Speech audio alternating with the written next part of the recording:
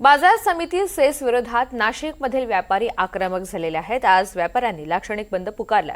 Cess विषयक निर्णयाविरोधात नाशिकमधील धान्य व्यावसायिकांनी आपली दुकाने बंद ठेवली आहेत। सरकार आणि प्रशासनाचा निषेध व्यक्त केलेला आहे। धान्य घाऊक आणि किरकोळ व्यावसायिक संघटनांनी सुद्धा एकमताने पाठिंबा दर्शवला।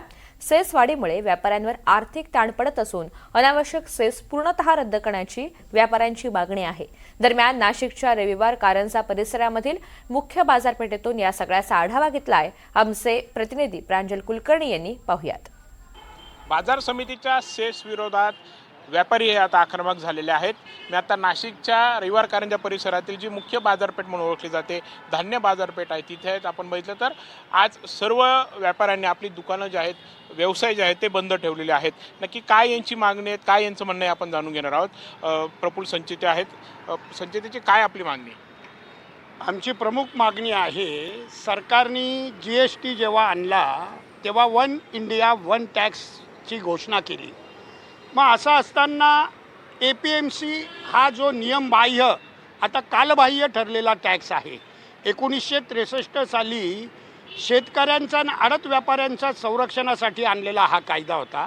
त्याच्यानंतर आज तुम्ही शेतकऱ्यांना नियमनमुक्त केलेलं आहे, त्याला त्याच्या बांधावर त्याचा कृषी माल विकायची त्याला परवानगी दिलेली आहे। मग असं असताना व्यापाऱ्यांच्या गाड्या तुम्ही नाक्यावर अडवून शेकडा ₹1.05 त्या मार्केट फी वसूल केली जाते, जी नियमबाह्य आहे आमच्या दृष्टीने।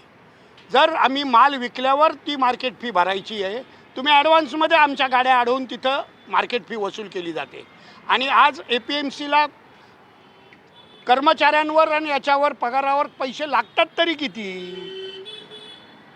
प्रचंड प्रमाणावर हा आर्थिक तिथं देवाणघेवाण चालते। भ्रष्टाचाराचे अड्डे हे APMC झालेले आहे। आजच कालचीच घटना आहे।